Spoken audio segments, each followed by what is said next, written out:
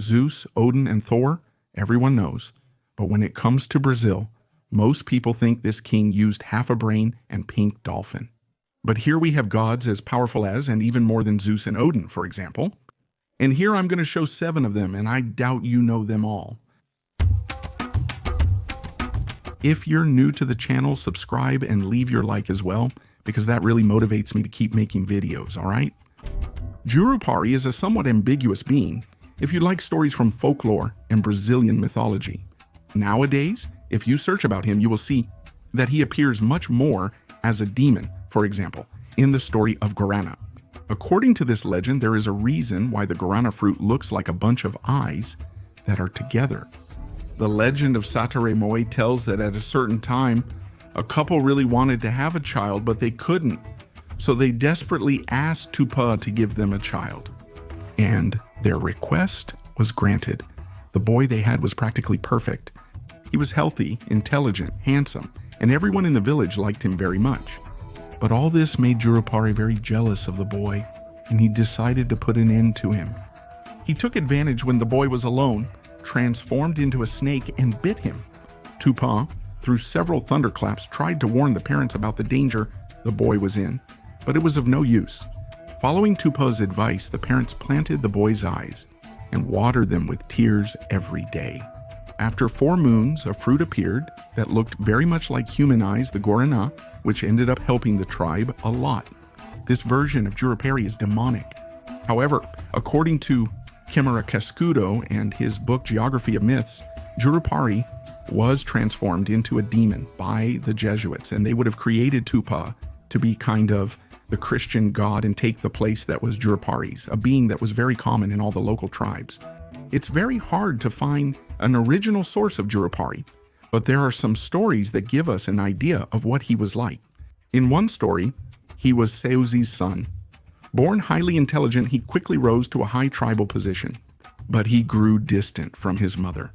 One day, Seuzi wanted to wait for a meeting among the men, something that would be punishable by death, and because of this, she ended up being struck by a lightning bolt from Tupari. In some tales, Jurupari himself conjured the lightning, but failed to recognize his own mother. But Seuzi ascended to the heavens and became a very bright star, to remind everyone to obey the laws of Jurupari, who was the son of the sun. This god, or mythological hero, is from the stories of the Makushi and Wapichana, who are 2 peoples from the Roraima region. Leandro, a channel subscriber whose Instagram I'll link in the description, passed this story on to me. You guys give him some support. He, in fact, is Makushi. Makunaima is a warrior Indian who was born from the love of the sun and the moon. This part of the story closely resembles that of Jasi and Guarasi from the Guarani.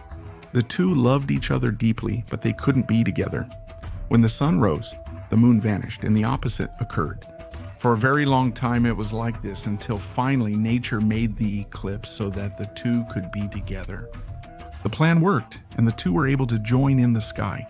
However, when the rays of sunlight touched a crystalline lake, they fertilized its waters, giving birth to Makunaima, the cheerful Kurumim of Mount Roraima. As time passed, Makunaima grew and became a warrior among the Makushi Indians. Very close to Mount Roraima, there was a tree called the Tree of All Fruits, because from it sprouted at the same time bananas, pineapples, tucumas, acais, and all the other delicious fruits. But of course, not everything could be so perfect. After a few moons, ambition and envy would take over some hearts in the tribe. Some more anxious Indians climbed the tree, knocked down all the fruits, and broke several branches to plant and try to grow several trees just like that one. The great tree of all fruits died, and Makunaima had to punish the guilty ones.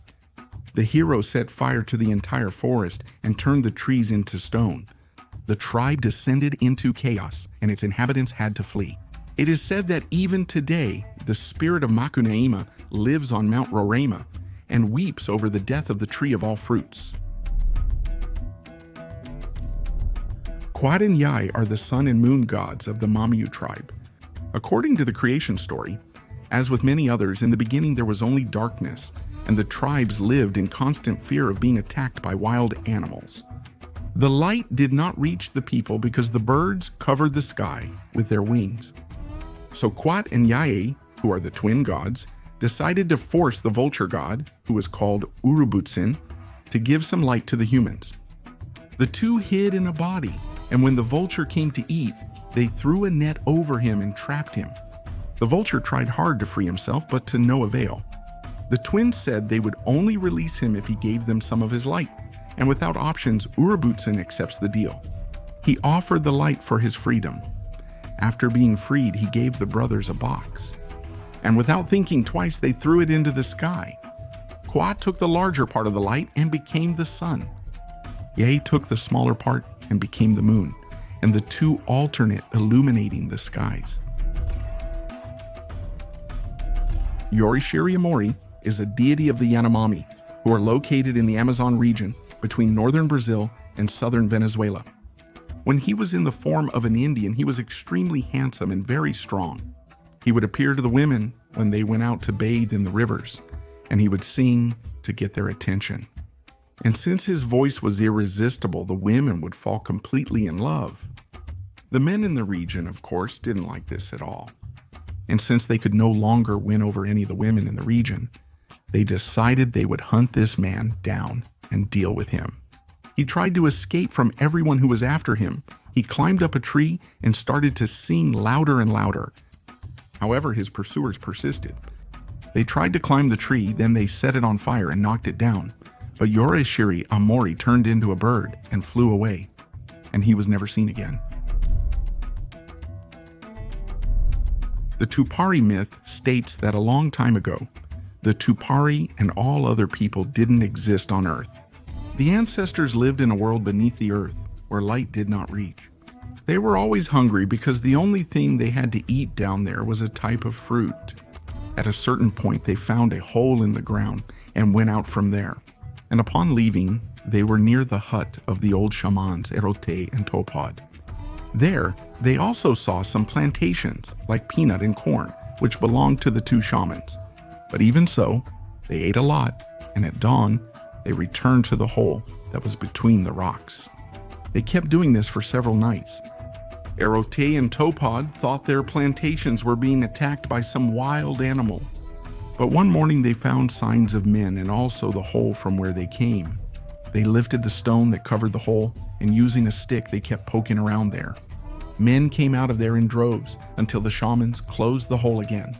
These men were very ugly. They had long tusks like a wild pig, and also a membrane between their fingers, like ducks. The two shamans broke the tusks and messed with their feet and hands. From that day on, humans lost these animal characteristics and became what we are today. However, a certain amount of people still live down there on Earth. They are called Kino. When everyone on Earth dies, the Kinos will go to the surface.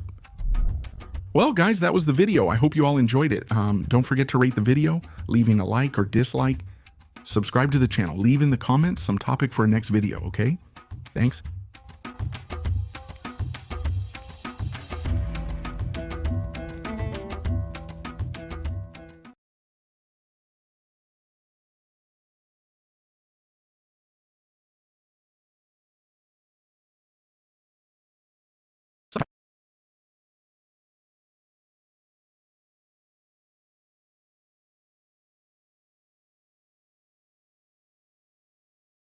Adriana Zanotto.